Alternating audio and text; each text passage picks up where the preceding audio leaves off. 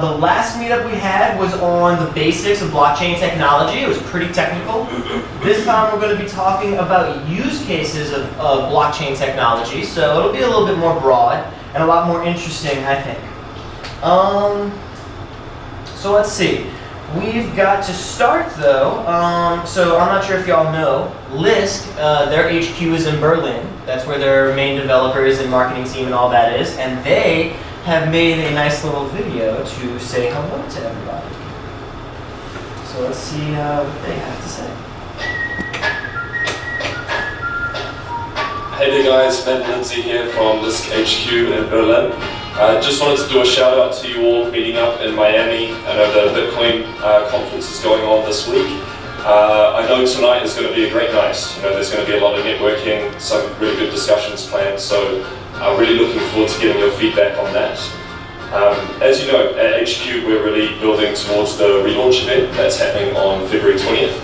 A few of you guys are coming over to Berlin for it, which is going to be great, and we're looking forward to meeting you here. For those that are not going to be making the trip, we're going to have the live stream, so you can tune in via our YouTube channel, and you'll see everything there. From a marketing perspective, we're really building towards the relaunch, obviously. So we have a lot of creative that's going to be going out before and after, so stay tuned for those campaigns. Hey guys, thanks again to Edward and Matthew for hosting this amazing meetup tonight. Our team will spend 2018 focused on growing our Lisk Meetup initiative to ensure that we have many more grassroots efforts like tonight, and that won't come without support from us at Lisk HQ. We'll be providing you with updates, hands-on guidance, as well as help from our marketing team. And now for a small development update. The dev team has been working extremely hard to push out Lisk Core 1.0. For those of you new to Lisk, Core 1.0 will be our biggest release to date and will lay the foundation for a secure, modular, and scalable platform. Well, that's all the news from us. Yeah, thanks guys, enjoy tonight, and looking forward to the year ahead. Bye. Bye. That was nice. So Lisk HQ were the first ones they decided to make a video for, so that was their first try. Maybe they'll be a little better next time, but you know. They like the idea of Miami though. They want to come enjoy the weather. Berlin's frozen. Yes. Is there any chance they're going to come out on February 20th? That actually happens to be my birthday. So that's awesome. They're all going to be in Germany on February 20th. However, as you start to be there? Yes, I am going to be there. Oh, fantastic. You got to send me the video. That being said, if you go and join, we have Lisk USA Facebook group. We also have a Lisk USA Twitter. While we're in Germany, we're going to be sending a bunch of information as soon as we get it from behind the scenes to let y'all know what they're talking about and what's going on. So make sure to follow us to keep up to date with all kinds of information like that. For tonight, we're going to be talking about a few use cases, and I'm going to start off with a presentation on the most important use case and the first use case of blockchain technology. And so we're going to talk about the value of currency.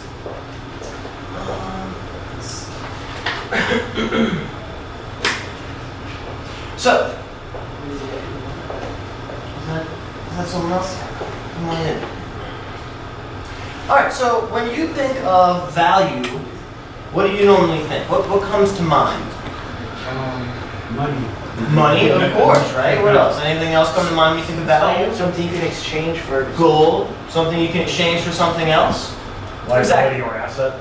Or money or asset, exactly. These are all your typical things that you would think of.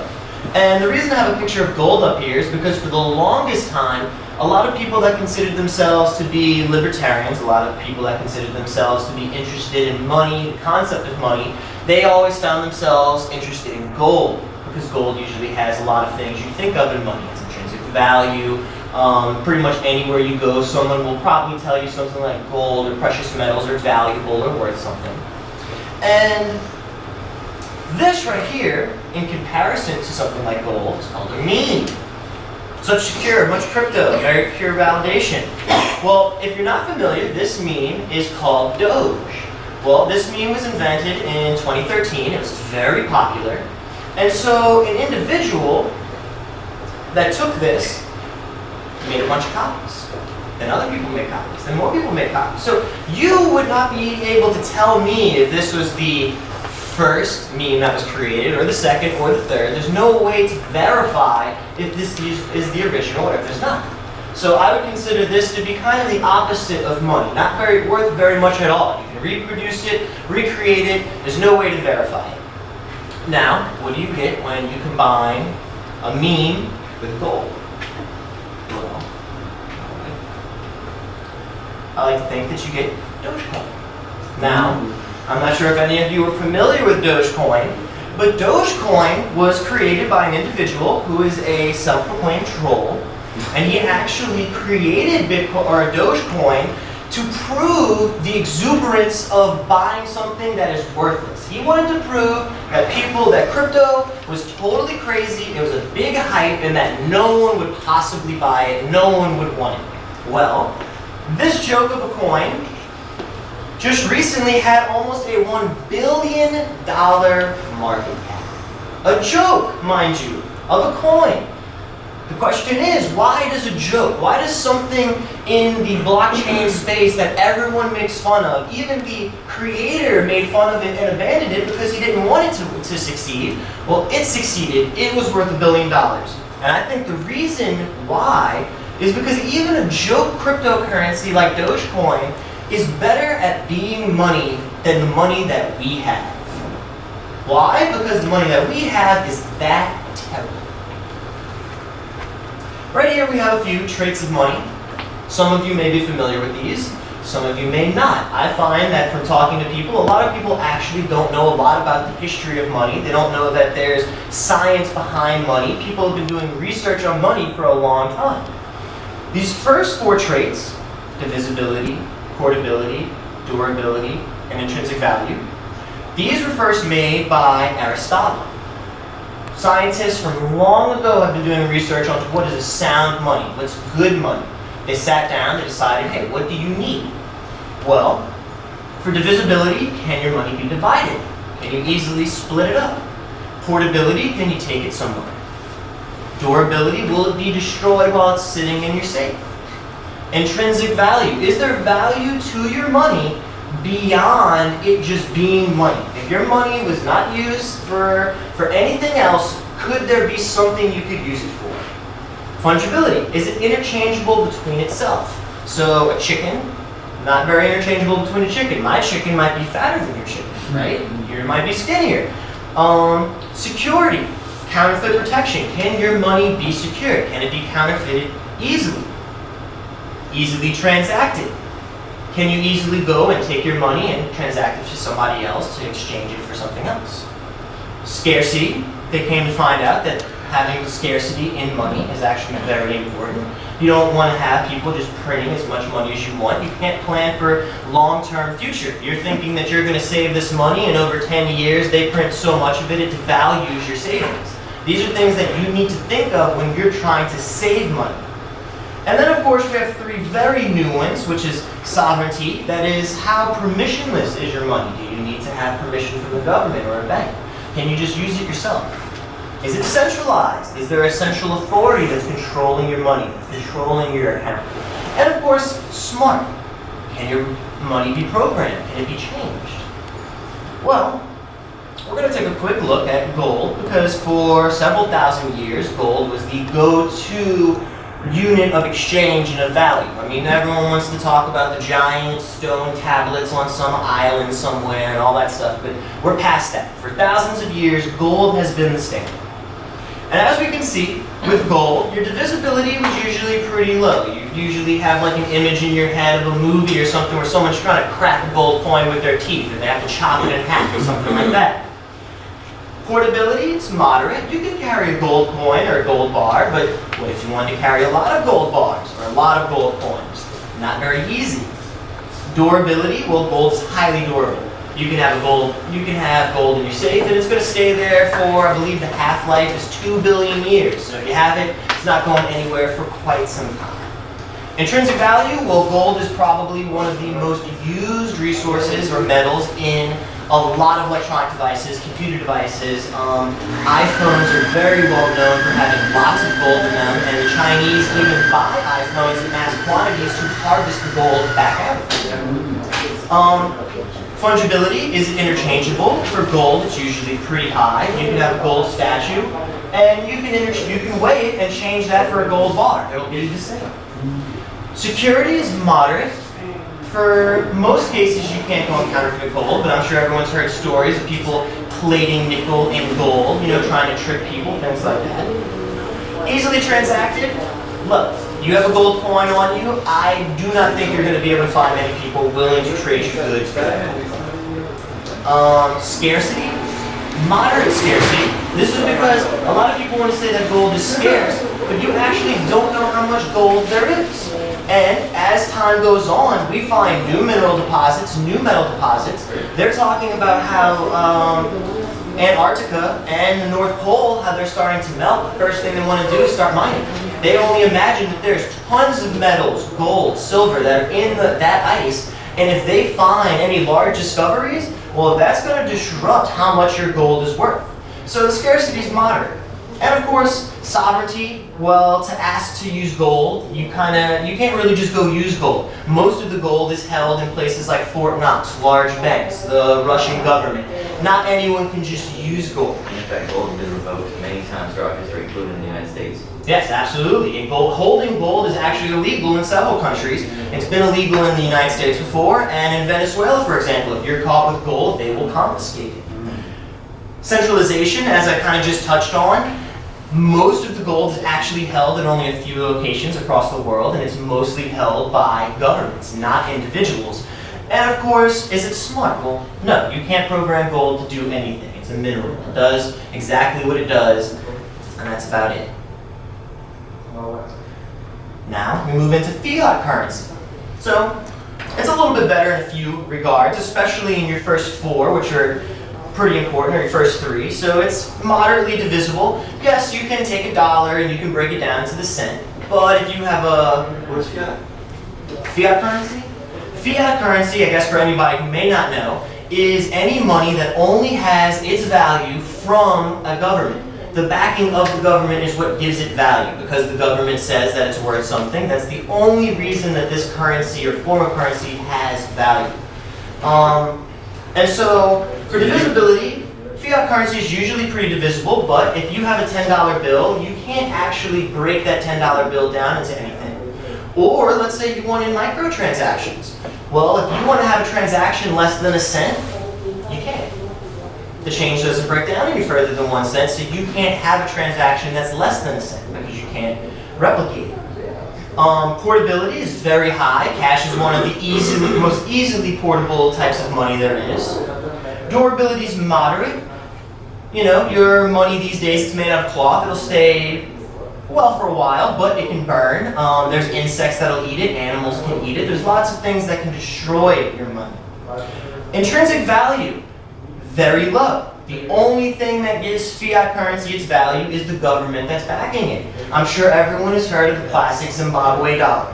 They had hyperinflation. They started printing trillion-dollar notes, and then the only value it had was the cloth that made the dollar itself. People were using it to make clothing, rugs, wallpaper, all kinds of things like that.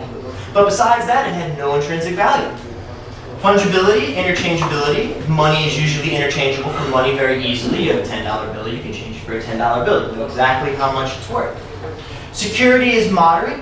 Cash is pretty secure. Of course, every time you go into a store, I'm sure you see them checking a pen. These days, they'll check my $10 bills sometimes. Well, that's because there are a lot of counterfeiters that exist, and they are doing just that, counterfeiting fiat bills. And of course, easily transacted. Fiat currency and the US dollar is the most transacted currency in the world. You have US dollars, there's a good chance that your money will be accepted no matter where you go in the world, even if it's a third world country.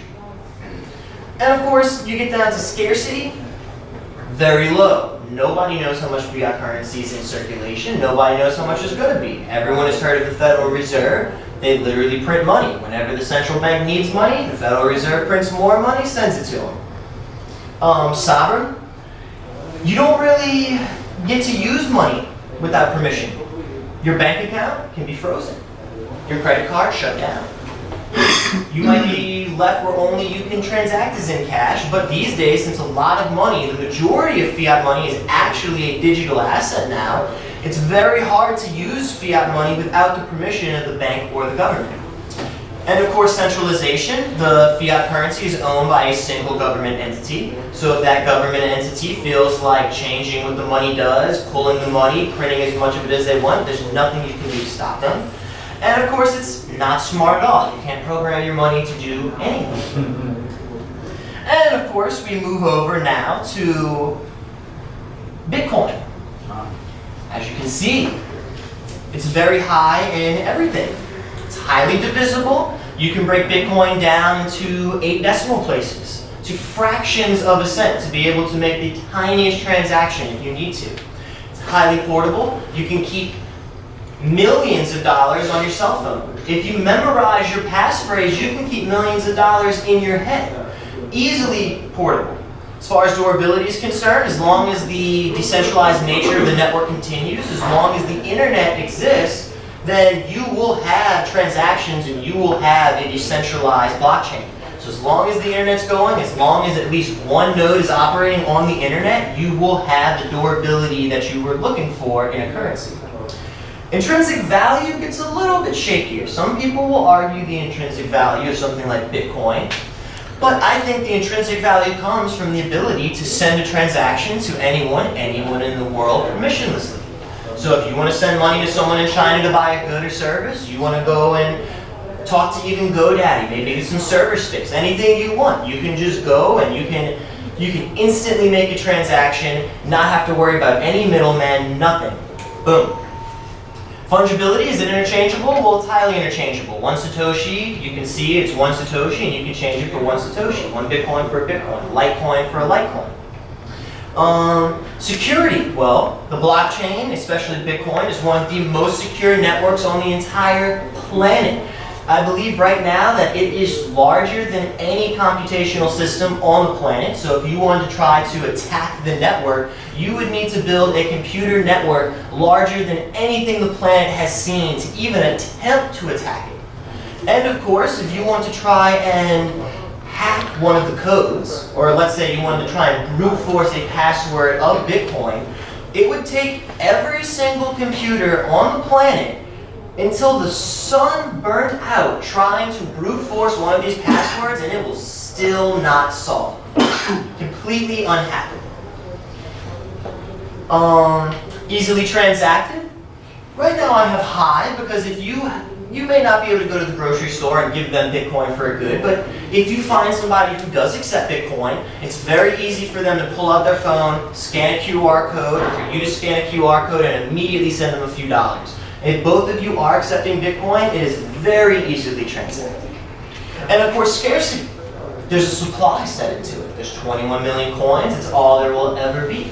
So that way, if you're trying to plan for the future, if you're trying to make wise economic decisions, you can decide, well, if there's only going to be $21 million, maybe I can plan on what this will be worth in the future. And there won't be any surprises. You won't suddenly have an extra 21 million tokens that are created because it's built into the protocol. And of course, sovereign. It's permissionless. You can go on GitHub. It's an open source program. You can go and download any of these multiple wallets and you can begin transacting in Bitcoin. You don't need anyone to give you permission to do so. And of course, decentralization. It's highly decentralized. The entire network runs with decentralized nodes that communicate with each other across the world. So because of this, you can have an entire continent like China, or entire country rather, an entire continent, completely ban Bitcoin. They can say there's no more nodes here. Well, guess what? The rest of the network, the rest of the world, completely unaffected because it is a decentralized network. You would have to take out every single of the, I believe, 30,000 active nodes across the planet to be able to take down the entire ecosystem, which I think is highly unlikely. And of course, is it smart? This, of course, is yes, and then this is probably my favorite property of Bitcoin and blockchain technology, is that you can program it to do whatever you want. Let's say for some reason you didn't like that Bitcoin had 21 million tokens. Maybe you don't like that it takes 10 minutes to verify transactions. Maybe you don't like some different things about it. Well, if you really want, you can just program new money. You can program a brand new blockchain, or you can even copy Bitcoin, which people have done, change a couple parameters, and now you have a brand new money. That's what we like to call smart money. As you can see here, this is the US dollar purchasing power from 1913 to 2014. So, as you can see on the left, this is an exponential chart. So you start at $1, halfway through you're at 10 cents, and then you're at 1 cent. Well, in 1933, you had FDR decided to make it illegal to hold gold bullion. So if you were a US citizen and you had gold, it was illegal. They could fine you. We actually just saw a presentation by Patrick Byrne, and one of his main points was bringing up that during this time, they don't want to tell you this, a lot of individuals were jailed for holding on to gold, and their gold was confiscated from them. Stolen, taken, yes. Millions and perhaps billions of dollars today in gold taken from people. And then of course you have in 1972, is when they decided to decouple the gold standard from the dollar. So a US citizen in 1933 could no longer own gold, but foreign banks, international groups could still exchange money or fiat currency of the US dollar for gold. But in the year 1972, that changed. They told the rest of the world, if you're holding US dollars, you're not getting anything back for it. All you get is US dollars. And as we can see, by taking away this intrinsic value, by taking away the ability to hold gold in what backed the US dollar has declined drastically in its purchasing power. In the last 100 years, it's lost almost 100% of its purchasing power around the world. So as you can see, all of these dark red areas, these places don't have a lot of account penetration. A lot of them have maybe 0 to 15% of the citizens of that area have access to financial institutions and banking institutions. For us in America and a lot of third world, or rather first world countries, it's not a big deal for us. You can kind of walk to the bank, you can walk down the street, there's going to be ATMs. It's very easy for you to get access to financial trading. I mean, you can go and get loans from, there's websites these days that you can go and get loans from very easily. So for us, it may not be quite as important to need this new type of currency, but for a lot of these people that have access to no banks and no financial institutions at all, having this new type of money that is permissionless, that anyone can use, that's fast, easily to transact, something that you know how many they're going to be, this is becoming very, very ideal or very important to these upcoming countries to begin to use. Now, as you can see here, this is the internet penetration of the world to kind of give you some comparison. So a lot of the countries, if you notice, that don't have access to a lot of financial regulation or financial companies or banking also do not have access to the internet.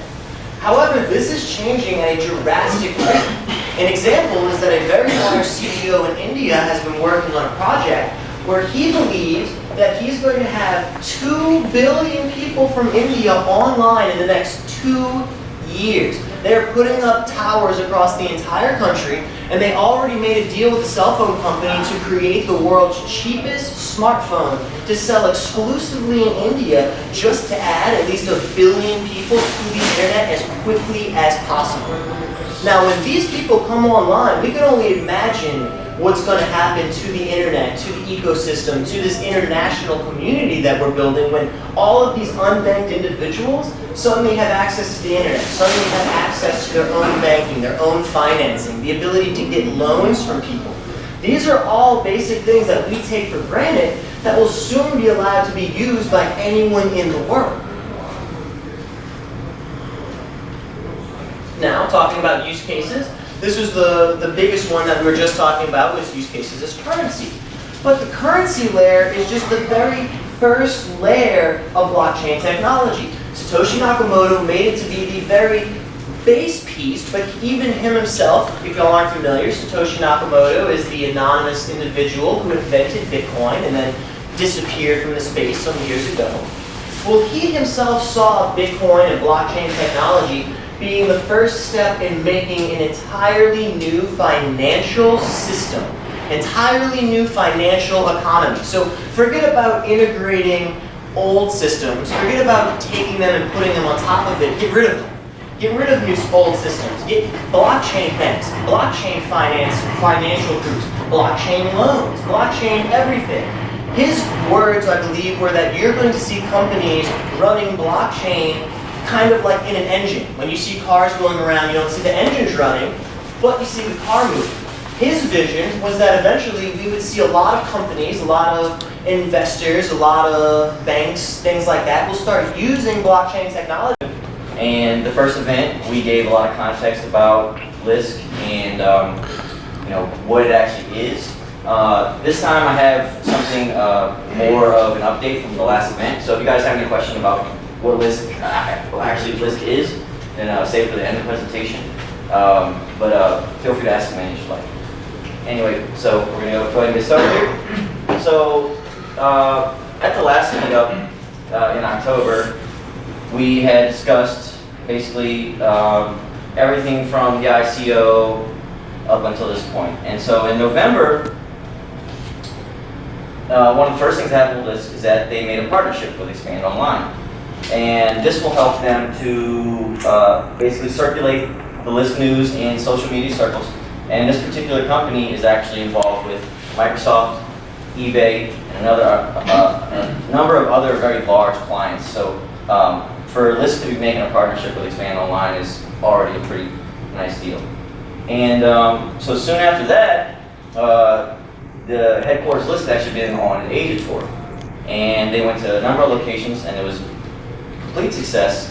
And so the first location on that tour was in Shanghai. Now, right around the time where they showed up in Shanghai, unfortunately, China decided to have another one of their crackdowns. So they had a little bit of fear of having a very large public blockchain meetup at the time, so they had hosted a smaller event and met with some of the Lisk delegates there, the early investors, and just kind of had a much smaller event because basically everyone was afraid that it was another one of those instances where China says they're going to ban Bitcoin, basically, and so they didn't want to, go too far. They've always tried to stay within the proper regulations and reaches, and never push the limit on promising or making expectations of profits and whatnot. That's really the type of thing that will get you in trouble. And so the next stop was in Korea, and they actually had a meetup there, and then they also went on a national television station in Korea, and were able to present Lisk there. And I don't know if you guys know this, but after China has had their crackdown, Korea has become one of the major markets in cryptocurrency trading. And it's partially due to the fact that many Chinese investors have moved their trading activities to Korea, but also as a result, it's also exploding in Korea. So, this was a really important market for us to get to. They were able to demonstrate to a few different exchanges that are based there as well. And so hopefully we'll hear that Lisk has been listed on several new exchanges around Asia. Like I said, the regulatory environment, especially in China, had been pretty hairy, so some of these developments are going to be a little slow. The next thing that they did, they went to Tokyo. And Tokyo was so excited about Lisk that they had to host a secondary meetup to basically facilitate all of the people that wanted to come. And so Tokyo is very hot on Lisk apparently now. And they also apparently had an excellent trip here and ate a ton of sushi, as you saw in the first picture. And so I might want to go there myself, actually, to go to this meetup. The last stop on the trip was Mumbai, India. And in Mumbai, India, it was the India Blockchain Week while they were there. And so they were able to give a speech and demonstrate what Lisk is for the second largest population of a country in the entire world. India is the second largest market next to China. So this is extremely important. Also, very recently, India has also enacted some capital controls. They recently got rid of their highest denominations of cash, mostly due to counterfeiters and other reasons, and also because they claim that the $100 bills of their equivalent were mostly used for drug sales and counterfeiting. Most of us would agree with that, right? We probably have $100 in our pocket, right? So that's exactly why people in India are looking to get into blockchain. And so, this being there, right on time, right on schedule, yet again, just like they always have. And I'll show you another few more reasons why they've always been on time and on schedule later in this presentation. So, for those of you who don't know, the network has actually been live for over a year now. And so, after the first year, the block reward reduction has occurred. And so, there's no longer 5 lists being generated per block. It's 4 lists now. And so, effectively, the inflation has been reduced by 20%. And so this will continue on schedule until it's only 1 list per block. After each year, it'll be reduced 1 per 1 until it's 1 list per block. And so at that point, the inflation will be less than 1% per year, which is pretty good actually. And so soon after that, they had the official meetup in Berlin, where they showed off a lot of different stuff and gave us some new information. The top picture up here is a group of Lisk developers, team members, family, and supporters, and I'm happy to say that all these people have really made some great contributions to the Lisk project. And down here at the bottom, this is actually the founder of Lisk, Max Kordek, giving a bit of a demonstration about the SDK. So I don't know if any of you know this, but Lisk collected their ICO when Bitcoin was under $1,000. And they were able to collect 14,000 Bitcoin in their ICO. Now, there was a specific period of time where Lisk was trying to establish the first blockchain nonprofit in Germany. They spent several months trying to accomplish this task, and after a certain period of time, it became apparent that it was not going to happen. So they ended up establishing their nonprofit in Switzerland. But by virtue of them waiting and holding, the value of those Bitcoin matured dramatically. And so now the Lisk project is sitting on, and I mean these numbers fluctuate so much in the cryptocurrency market, you don't know this, but at the time that this slide was made, $200 million of funding that's in a foundation ready to develop this project. You know, and it's really been an embarrassment of riches. They've gotten Bitcoin Cash for free. They've gotten byte balls for free, all just by virtue of holding the Bitcoin. But luckily for us, they don't get to spend this money. It's already in a foundation. So this money is going to be spent developing this product. And I think this right here is the greatest advantage of any cryptocurrency out there. There's not a single cryptocurrency that is as established with as much funding as this project. And it's not even that they have to spend their own currency, because there are other currencies who have, you know, a lot of, like for example, Ethereum. They have a ton of Ethereum left. But that means spending their own currency in order to get money back. So therefore, saturating their market. Whereas Lisk can just sell Bitcoin in order to get money to fund the platform. Now they do have a significant amount of Lisk also, but they don't plan on touching that until all of their funds are out. And that's basically where Ethereum is now. Their funds are out. They can only spend Ethereum now. They don't have any more Bitcoin from the ICO. So obviously they also keep a significant amount of fiat reserves, which paper money. And basically their team has now grown to over 30 members. And so anyway, at that meetup, they gave a rough development roadmap of the upcoming products. And basically, as you can see, by the end of this year, we're going to have some pretty incredible stuff with this. We're not even 1.0 yet. 0.911 is the version that we're on. So really, we're not even a first major version. This product has so much room to grow. And as you can see, there are a ton of products within the ecosystem. Lisk.js, which is basically a way to communicate with the Lisk API and protocol via JavaScript. Liski, which is a command line interface that allows you to also sort of take advantage of some of those features. The Lisk Core 1.0, which is the official stable version of the platform, also on its way.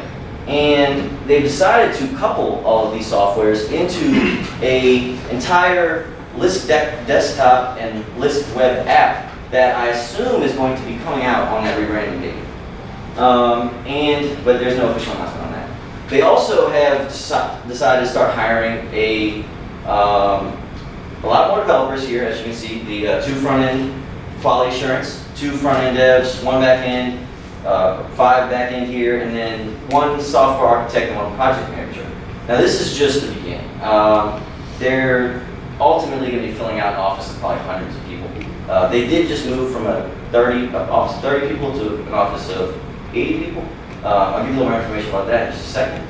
But basically, they're moving extremely fast now that they have the money available. And the last most important thing in the near term is the creation of the science team. Basically, they are going to hire photographers, mathematicians, and whatnot to ensure that the code that they're writing is effective and efficient, and that the cryptography they're using is safe. And so that's one of the main goals now. And then in a slightly further off term, we have the sidechain tokens. So you'll be able to launch your own ICO on Lisk without interference from the government, because it'll be on a decentralized platform.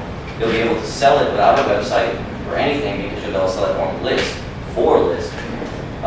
And also this will solve a significant amount of issues that other cryptocurrencies don't even know what they're going to do yet. And the majority of ICOs right now are not taking place on Ethereum. As you've seen, the Ethereum network is having a significant amount of congestion, even just from one app. So the Lisk solution is to parallelize. In other words, to have side chains.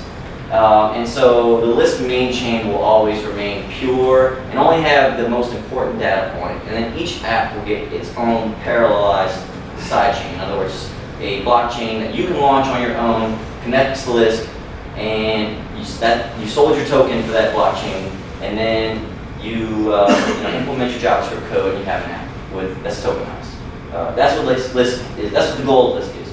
And so all these features, to be able to sell your token on the platform, to be able to, or generate and then sell your token, be able to launch the sidechain, and also to be able to interact with the features that are going to make this possible. Like you'll be able to attract the people that are going to help secure your network through the platform, and monetize your services. There's a ton of things that they're adding into this, so it's a really broad spectrum.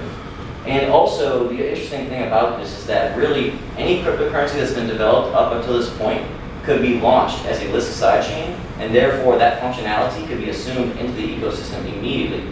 Like for example, an Ethereum virtual machine could be launched as a sidechain, and therefore all smart contract progress up until this point could be directly connected into the Lisk ecosystem based on a Node.js child process, aka a sidechain.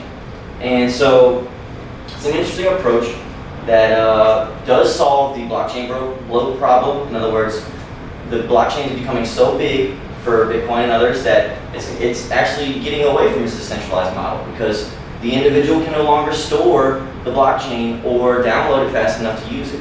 So they have to rely on a copy of it that is trust-based. And so this might help to aid that how we're getting away from centralization of some of those other ones. Anyway, so they also gave a little bit about the rebranding, and so they've been working with two very important companies in space, Relevance and Tachyon. And during the strategy phase, they did expert interviews, workshops, which actually I participated in myself, and this was to research what developers and users would want from this platform. So they spent a lot of time deciding how they're going to make a viable model for people to actually want to use this thing. And then they reviewed their strategy with Relevance, and then they passed it off to Tachyon. Tachyon is more of a design agency, and so once Lisk found out what they would do in deciding release schedules and whatnot, they finally went to the design research phase. What is our identity? How do we want to project ourselves? And whatnot. And finally, they've gotten to the point where they're coding the new website, the new logo. The only thing that will not change is the name, but you can expect just about everything about the design and maybe any sort of logo and whatnot to be changed. And so they're basically just coding the website now, and I guess they're also adding whatever pieces they want to announce at the next big event. And so they did, in fact, announce the date of the big event where they're going to release the rebranding, and I expect more news than just rebranding, but we will at least be getting the rebranding on February 20th. But they're designing it to be some sort of keynote event, like Apple type thing, where they release a new iPhone. They want it to be a big deal. It's in a really big hall, so I imagine there's going to be more than just a logo change and whatnot. But stay tuned. Is it live streamed? Sorry. Is it live streamed?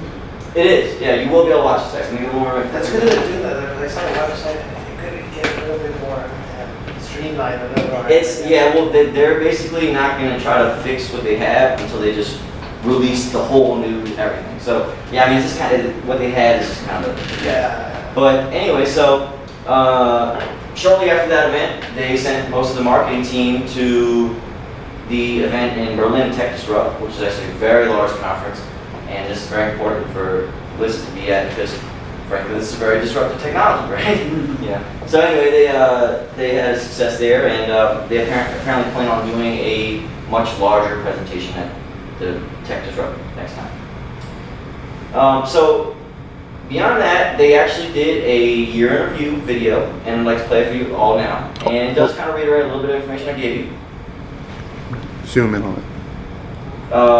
But there's also a lot of great other information here as well.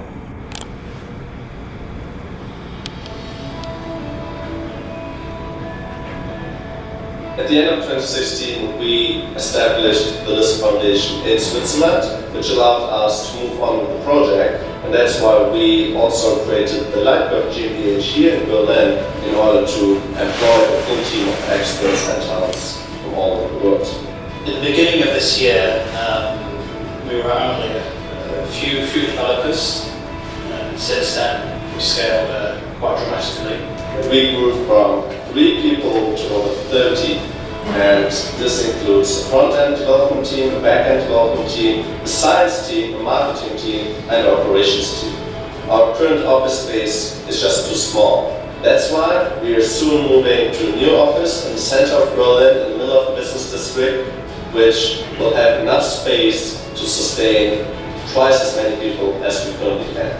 In May, we are already moving to another office which will sustain 160 people to work full-time on this project. In the beginning, Lisk core development was largely handled by myself and a few other developers. Now, in order to scale past those limitations, we needed to hire a lot of people to help with development. And so this year, I largely stepped back from my product lead position of Lisk core in order to help with the hiring process. And now that we've achieved our objectives in terms of team size, I've now stepped back into that role very firmly. At the beginning of this year, Twitter just consisted of a few thousand followers, and now we have over 110,000 followers active who are following all our news about Lisk. On Reddit, I remember back in the day, early 2017, we just had a few hundred subscribers checking in a few times a day. We have now over 20,000 subscribers which are tuning in daily. It's really cool to see that there are always a few thousand members online, and this just showed how much we grew along this year. We are now active on 12 online social media channels, and we estimate that our community grew to 150,000 members. We created a Meetup culture which led to 21 meetups organized all over the world in 2017 alone. We here in Berlin organized additionally 6 meetups in order to sophisticate the great Lisk community and capital of startups in Europe. That's us. With a growing team, we work to North America, Europe and Asia in order to promote and market the Lisk project. One of the highlights were definitely our Lisk Asia tour, in which we traveled to China, Korea, Japan and India. As our project team, Lisk CEO, Max Porter. Hello, my name is Max Corley, founder of Lisk and the Lisk Foundation. We organized a meetup in every country we visited. However, in Japan, we actually needed 2 of those because the interest was just so high. Our community is growing so big, and especially our meetups are becoming bigger and bigger, that we need more focus on our events we organize. That's why, coming into the new year, we're going to have a distinctive set of new events planned for beginners, entrepreneurs, and developers, so that we can go deeper into the different topics and concentrate more on what is important for these distinctive user groups. Next year, we will visit Consensus in New York City again, this time with a booth and many more people from the team. The media is now also interested more and more into this project. That's why we were covered on major media news outlets this year, like Nasdaq, CNBC, Forbes, TechCrunch, Hacked, Cointelegraph, and many more. Since I've put myself back in the driving seat, development progress towards our 1.0 milestone has moved swiftly, forward. As new developers have been added to the team, one thing that I've noticed is that with everyone, no matter their experience level, it's taking at least 1 or 2 months for them to really get fully onboarded and productive. But once that an individual has passed that breaking point, they are then able to contribute far more efficiently to the project. What we're seeing now is the result of the team coming together and gelling towards this common goal of what we're trying to achieve. As we move on with the Lisk project, its complexity also grows. With that in mind, we decided to build a science team, experts in cryptography and mathematics, to join our team in order to ensure that everything runs as it should be. It also gives us confidence into the code we're writing here every day. Another important factor is documentation and technical descriptions in order to make sure that developers who later build on our project always know how to proceed. The first objectives with the science team are to implement a new address system, a dynamic fee system, and also audit various parts of the existing protocol, so that we can evolve them into a much better place. First member of our science team is a cryptographer called Ike. He joined just a few weeks ago and kicks off our science team, which will grow to 5 people in total in 2018. One of the objectives of 1.0 milestone was to replace the current transport layer with a socket-based protocol. And we were researching the various open source libraries available, and we came across one particular one, Socket Cluster. This came across as the strongest choice to go with, in terms of libraries. So we decided to actually sponsor the project, and that has led on to developing a relationship with the author of Socket Cluster, John.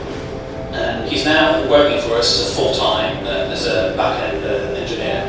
He's a really great asset to the team, and it certainly gives us a lot of confidence having the author of this library within the team.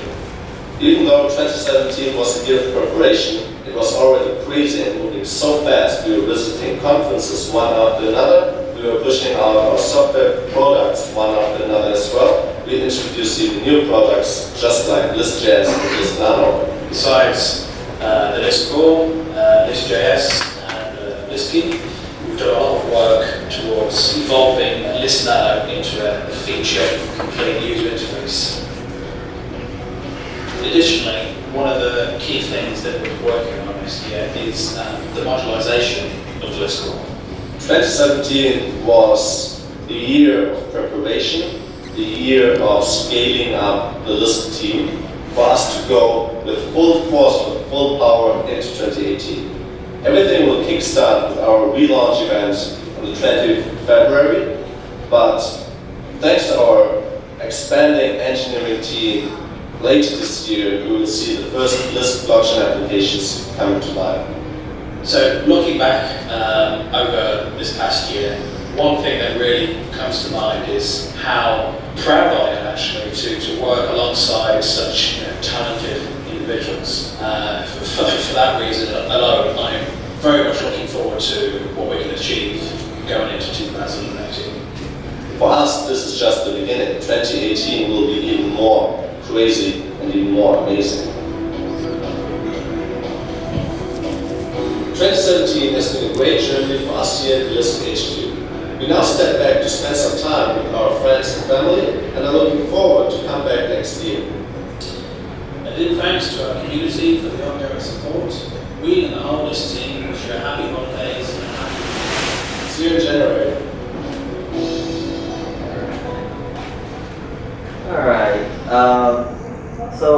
Obviously there's a lot of good information in there. I think one important thing to point out is that Lisk has been making, watch out for these recommendations. I don't know, it's his laptop, y'all. I don't know what they've been recommending, you know what I'm saying? What kind of stuff are you into? Anyway, the interesting thing is that a lot of these, Lisk is taking their approach is that to partner with these other open source projects. And like they said, they foster a relationship with Socket Cluster, and now Socket Cluster has become basically a dedicated partner to the Lisk network. They basically hired this guy who had the best solution for what they were looking for, and taking this project onto themselves and giving him support. And that's how we're going to continue forward as a market. Because if you have to support the open source projects, because everything else is for greed and profit, and open source is something that we can use as a base and we can all take advantage of. Once Satoshi Nakamoto made Bitcoin, everyone could refork his code and make a new copy of it. And so that's the power of open source. Is that if for example we took offense to specific settings inside of Bitcoin, we could change that. We could relaunch Bitcoin. So it doesn't matter if we trust Satoshi Nakamoto or not, because ultimately the gift he gave us gives him no control over us.